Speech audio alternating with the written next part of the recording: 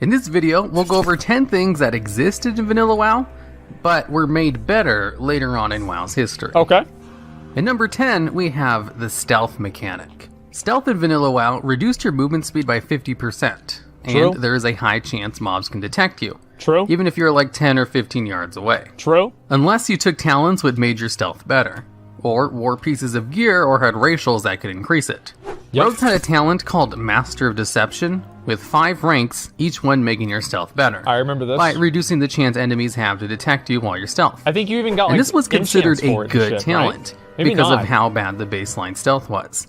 With higher ranks of stealth, druids and rogues could go a little bit faster than 50%, but you could never go the full 100% run speed with their classes, specs, and talents. Okay. You were always just moving slower than normal.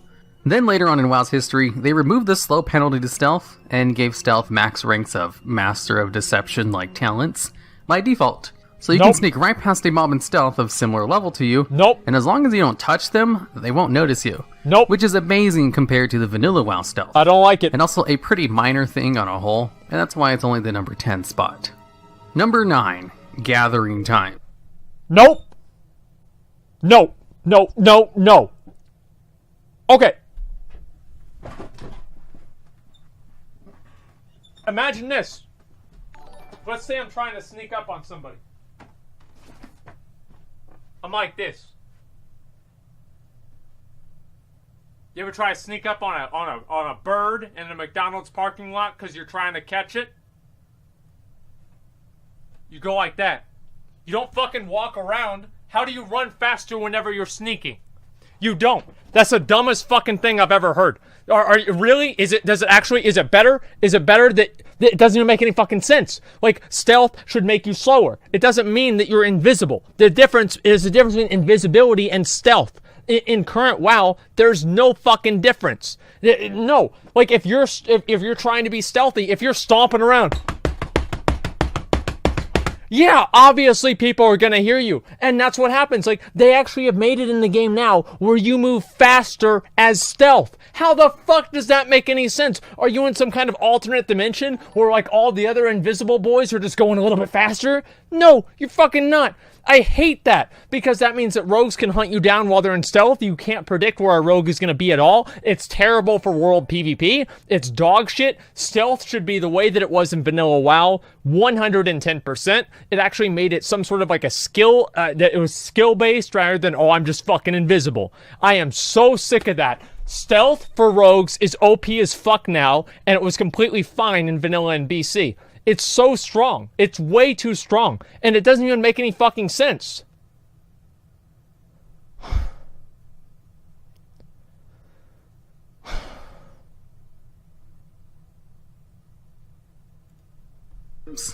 Gathering herbs could take about a 5-second cast time, and it had a chance to fail. Okay. Gathering ore didn't take as long of a cast time, but you had to do it multiple times on the same node of ore. Exactly. Which also... Because it made sense! It made sense. If you've got a giant rock and you're trying to beat the copper out of it, you're not going to beat it all out in one hit. You've got to wait. You've got to... Look how big the rock is. There's multiple rocks you've got to pick out of it. Like, why did you just get all of it at the same time? I thought you were watching this shit to make chat mad, not yourself, you dumbass. Because I don't agree. That's so dumb, dude. You know that's dumb.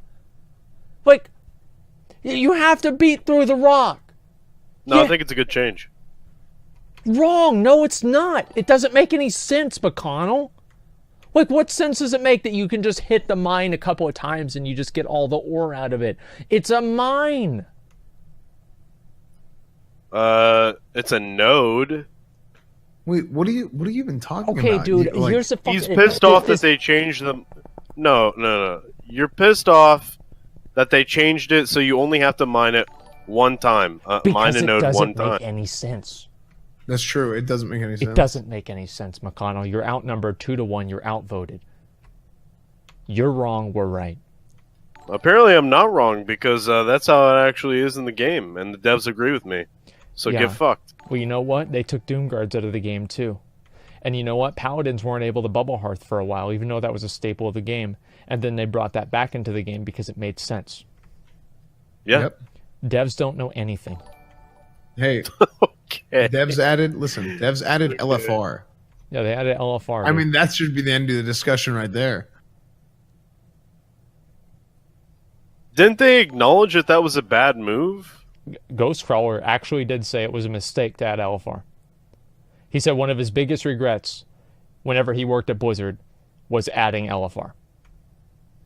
You know what his other biggest regret should have been? Whenever he said nerf paladins to the ground. I'll never forget Grosscaller. I can't even say his name right. Esfon says this. Meanwhile, rep paladins were gods in Wrath. They were gods. Yeah. But you know what? They made them so good that I got bored and I quit the game. I'm sure. That's what happened. This is so fucking ridiculous.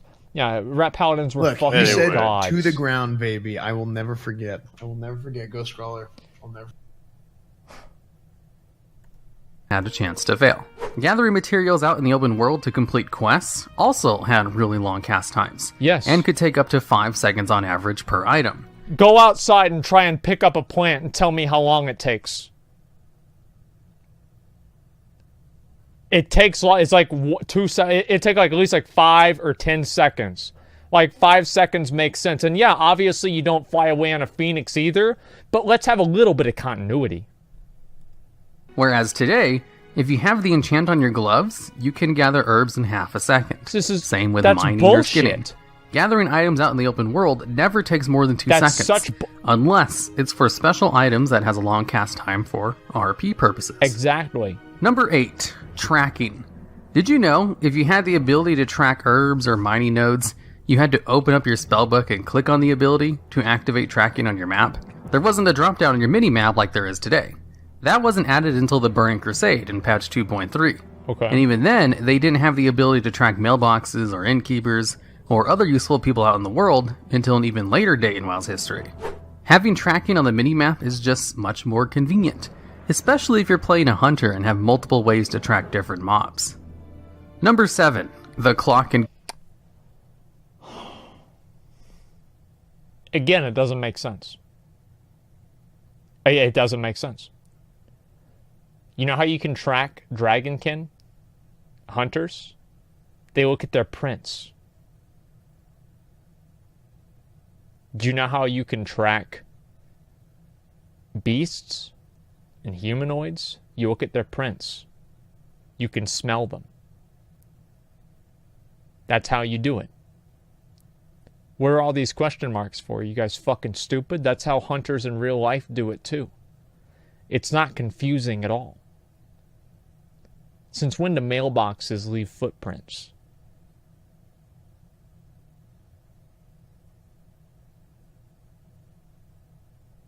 They don't. Listen, I do want to say one last thing.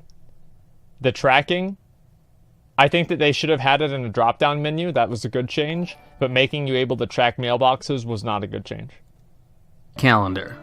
Before a late patch in the Burning Crusade, there was not an in-game clock. And instead, you just had a little icon which would show you a sun or moon to denote day or nighttime cycle. I like there not being an in-game clock, because that way I didn't have that reminder right next to me, knowing how much time I was wasting. Because I could play WoW and be full screened, and I would totally forget about time. Well, I would. I would totally forget. But now they have the in-game clock that you can see. That's much more obvious. But I do think the way they changed the minimap probably was good. Yeah, I will agree the minimap changes were good. There also wasn't a calendar, and most people would organize raid events with each other by using either a third-party website I or like an the guild add-on, calendar, which Blizzard eventually added to the game. Yeah, I did like that. Basically exactly like the add-on that everyone used. Yes. Number 6, raid flexibility. Nope, I already know what he's going to say. Nope, totally fucking wrong. In Vanilla WoW, you needed exactly 40 people for raids, That's right. which a lot of people think was a great plus. That's right. And for a lot of legitimate reasons that I agree somewhat with. Yep. There's also some places that only need 20, some that need 10. Basically, for a long time, you needed an exact amount of people to enter raid groups. Yep. But with the new flex system that works on normal and heroic mode, you only need 10 to 30 people. But you still do need exactly 20 people to do the hardest mode, That's Mythic. right. Being able to flexibly include up to 30 people is just so much better for scheduling raids, where real people have conflicts that make it so they can't show up. And you don't have to sit people on the bench who will get mad and eventually leave. It just solves a lot of the human problems that come with organizing a raid group. Of course, for the most hardcore people out there, they do still have to deal with an exact amount of 20 people, which is understandable because they're doing the hardest content in the game. But the option to have flexible raiding on the other two much more used modes is a very nice convenience. No, it's not. Here's why. It's because back in the day, if you were trying to get a group for ICC 25 and you had 23 people, Billy the dipshit, level 80 hunter, strength gems in his gear, you invited him because there was no one else. You had to take him. Having the caps on the raids indirectly created a system where bad players would get invited more often to raids because people needed to meet the different requirements for the raids and the amount of people. It happened all the time in Wrath. There were so many fucking times that there was some dumb ass piece of shit that we were like, he'll message. I remember at the beginning of us forming the raid, he'd be like, hey man, hey, I gotta get in here, man. I want to get in here, maybe get a bot from Arda. You know, he just no fucking idea. We're like, oh god, you know, please don't let us make sure to invite him, right? And he's a fucking just absolute piece of shit. So we go all the way through, right? And we invite everybody else, and we're ignoring this guy for an hour. An hour we spend ignoring this guy. He's still sending us messages. Finally, we get up to 21 people. There's no one else to invite. We send him a message. All right, man. We're going to take you. Oh, man, you finally responded. Okay, cool, man. I'm so ready. And then he gets into the raid. He does bottom DPS. And we still carry him because he's better than nobody. Now, bad players don't get carried. Having the forced sizes of the raid gave you a reason to carry bad players because they were better than nothing, usually.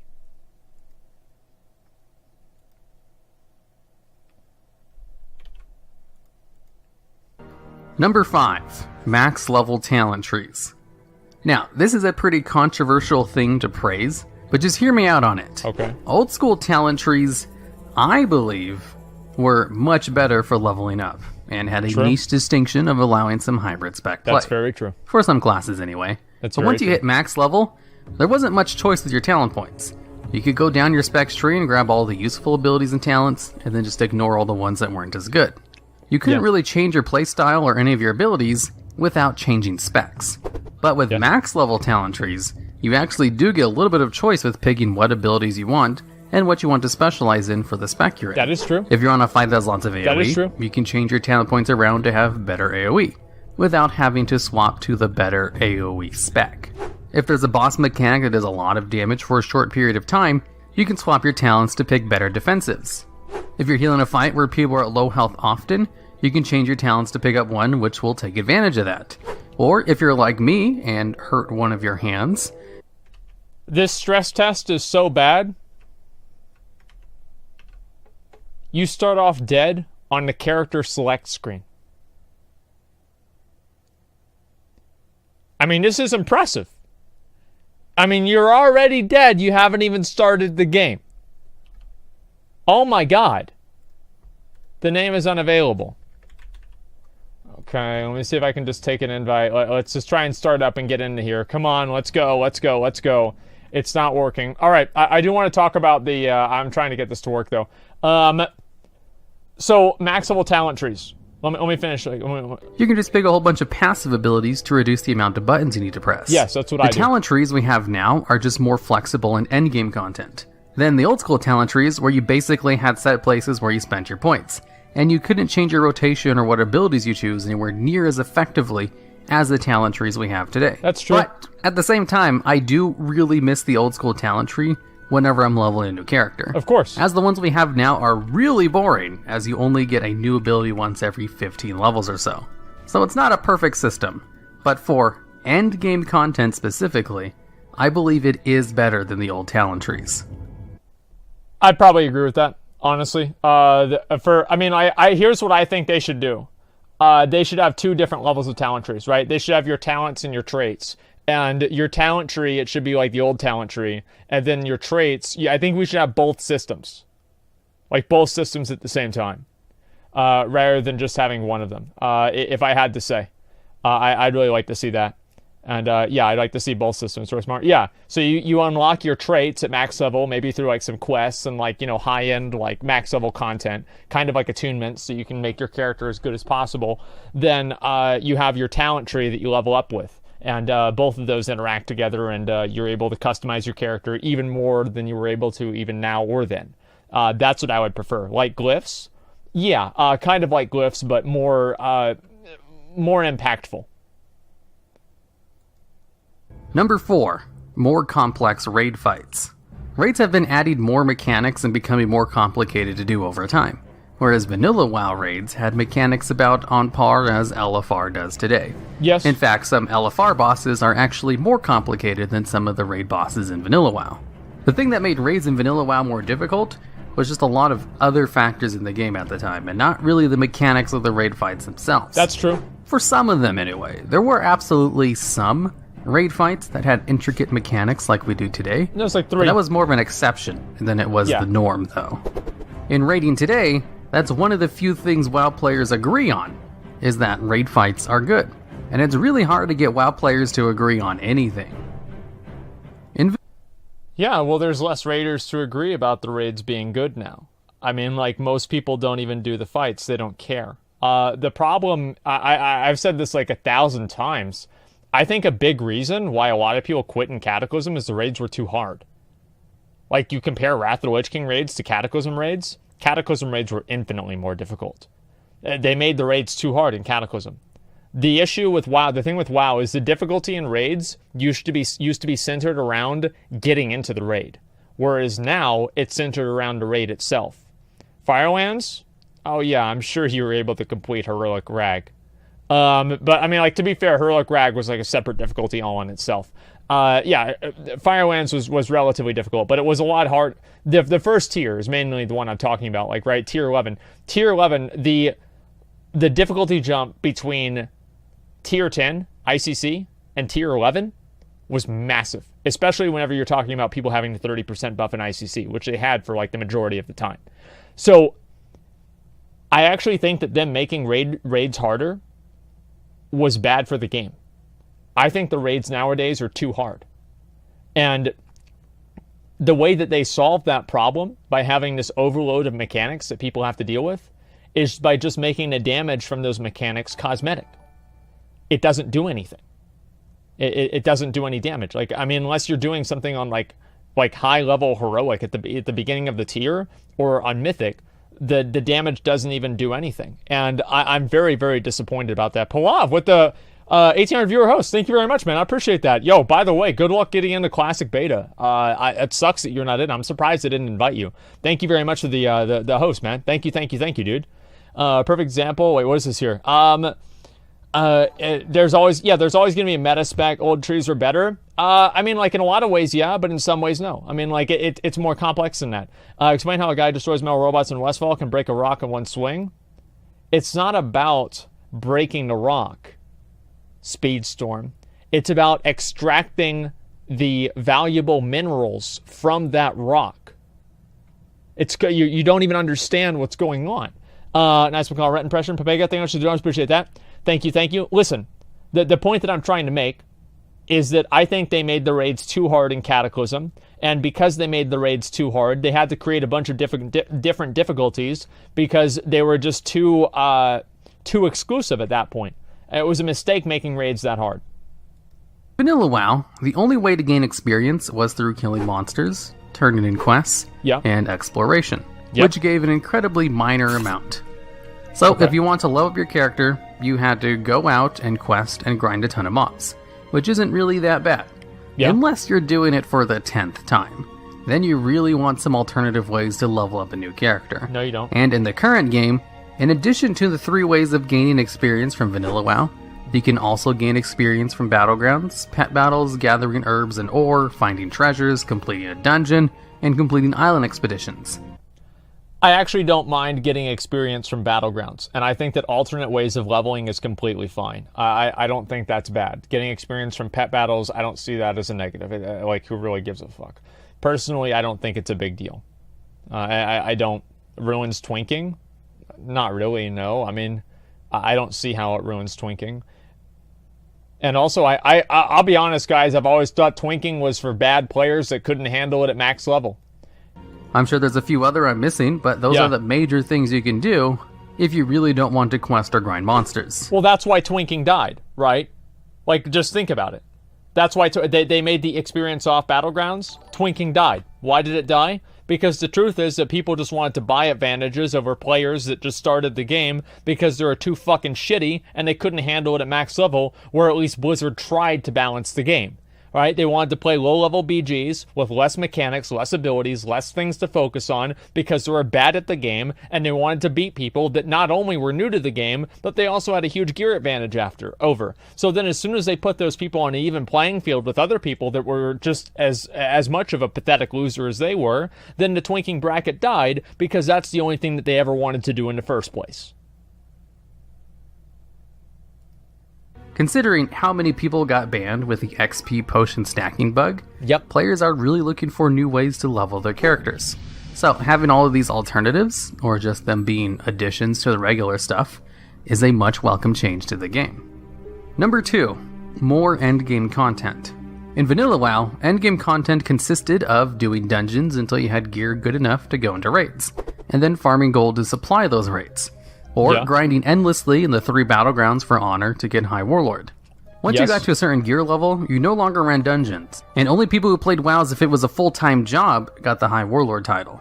So, besides those two things, raiding and PvP, you didn't really have anything else to do to advance the power of your character, or really anything fun to do besides that. Okay. But over time, they've added a ton of things to do at endgame, where now there's 3 major things you can do at max level.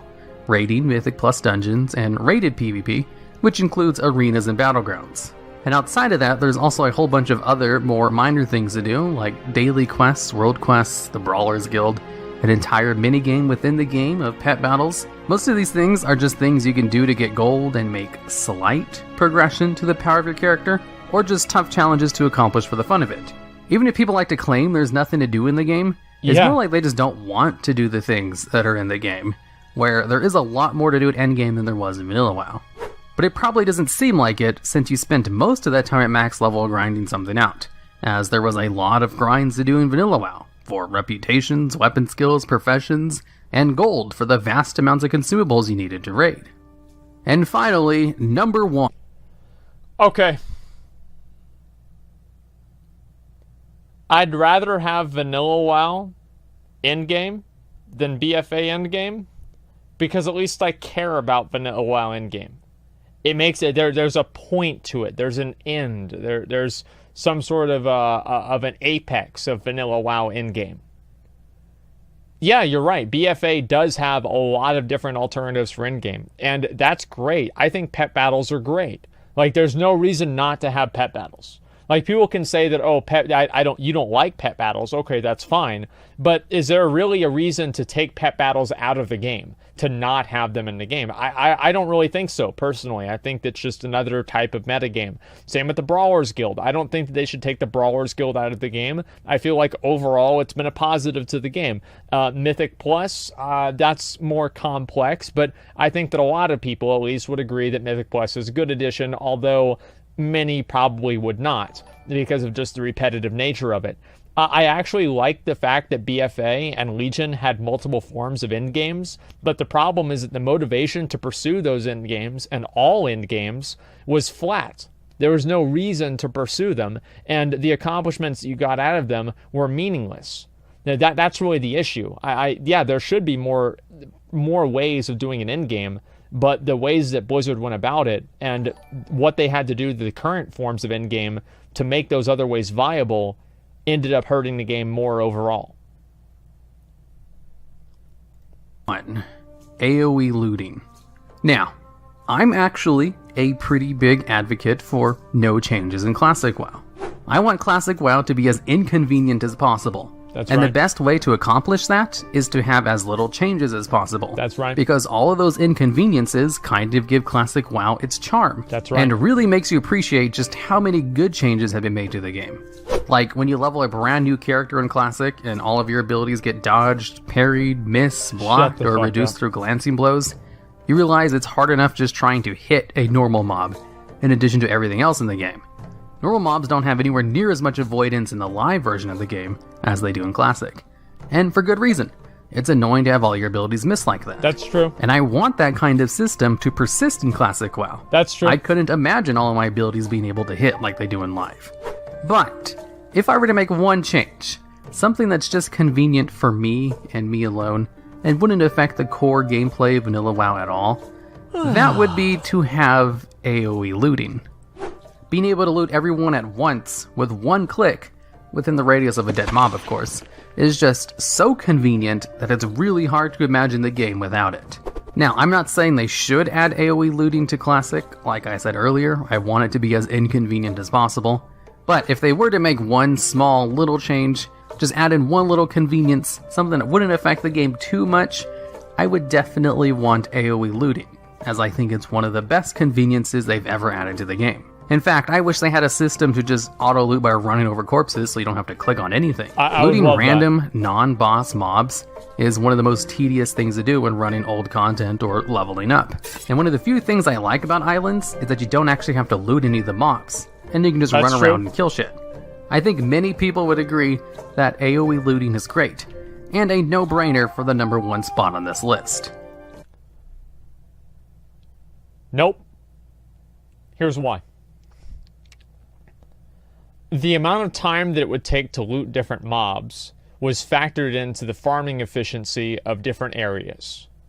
So if you are able to loot all of the mobs extremely quickly, that indirectly creates certain different areas and makes them better at farming efficiency. So let me give you an example. Dead mines. So if you can do a dead mines run in, let's say, 15 minutes, and looting takes you 8 minutes, then you're effectively spending 23 minutes doing a dead mines run for that amount of money. Let's say you can do it in 15 minutes now, and it takes you 1 second to loot all of the mobs, or let's say 5 seconds, 1 minute, let's just be fair, let's say 1 minute, 16 minutes. That farming method is now effectively a third or so better, because you're saving all of that time for looting. Now that cascades down into a number of different effects on the game. Number one, it creates more inflation because each mob there is a humanoid and it drops more gold, so it's going to inject more gold into the economy more quickly. Number two, it's going to inject more profession materials into the game more quickly, which is going to throw off the balance between the different profession materials and how quickly you're able to obtain them. Let's see, what else is besides that? Professions, the green items. It's going to make leveling up and getting different items from your quests less meaningful and less important, because you'd be able to buy alternate items from the auction house for lower prices, because obviously the prices would be driving themselves down because you'd have more of those items injected into the economy and the same amount of people leveling, so obviously the prices would have to go down because the demand was staying the same. So there would be all these different ways that AoE looting would actually be very harmful to Classic WoW and would change the meta for farming in a lot of different ways. Okay? Now, I do want AoE looting in current WoW. I think AoE looting was great for current WoW. And if I could go back and have Blizzard redesign the game and have AoE looting, yes, I think they should do that. But I would never want it in Classic WoW. And I think that it has been a good change for the game. Does that make sense?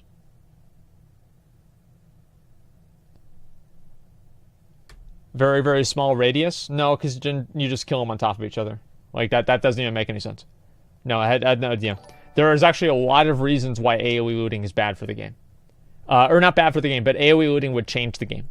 And I don't want any changes to the game. And it's kind of like the butterfly effect, right? Where you add AoE looting and suddenly professions are easier to level and quest items don't matter as much because you're having more blue and green items injected into the economy in a way that they wouldn't naturally be in the economy because of AoE farming being more effective. So yes, I don't think AoE farming, and also more inflation too. There are a lot of different ways that it would all be effective. What are we talking about? Yes, of course. I want the Final Fantasy 14 system. Yeah, would you want AoE looting in WoW 2? Absolutely. Yeah, AoE looting's fucking great. Fuck yeah, I want AoE looting. You think I want to sit around and loot every fucking mob? It's annoying as hell. Like, yeah, AoE looting is one of the few things that, I'm sorry, it's just so effective and so good, I'd still want it in a game. But I also don't want it in classic WoW. That's the way that I feel about it. Okay, but yeah, there's basically it's very, very complicated answer, but there's watch a new Monkey News video, won't be disappointed. No, I haven't. Hey, Asmongold, what do you think about Classic if they add another expansion that's different than TBC? I think that would be a huge mistake, but I would be willing to at least see what that would look like. If they add an expansion that would be like kind of the same, like another diversion from TBC, I don't know what happened. Asmon never doing to anyone, but you just triggered me so hard I couldn't cat out tier 11 because it became way too easy, primarily because gear became too free. The badge system tier equivalent gear that started in late BC killed the game for me. WildStar best raids. If you quit in tier 11 because of that, why wouldn't you have quit in tier 10 or tier 9? Like tier 9 and tier 10 had way more welfare gear than tier 11 or tier 12 ever did. So I don't think that's really fair to say, personally. Did not get invited to beta, or did I get invited to the stress test? Are they inviting more people to the stress test because I did not get in this time? I have no idea. You'd have to check your email. I don't know. But yeah, I mean, like, so let's talk about this list.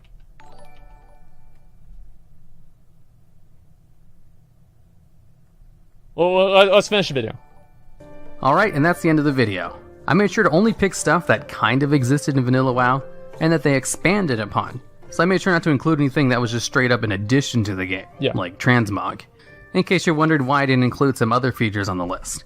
If you have an idea for videos similar to this one, or know of features that have changed that make the game worse, I'd love to hear about them down in the comments.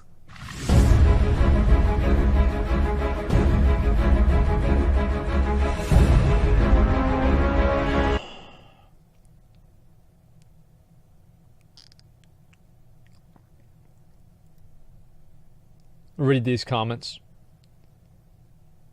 I like this comment a lot right here. This should have been posted on April 1st.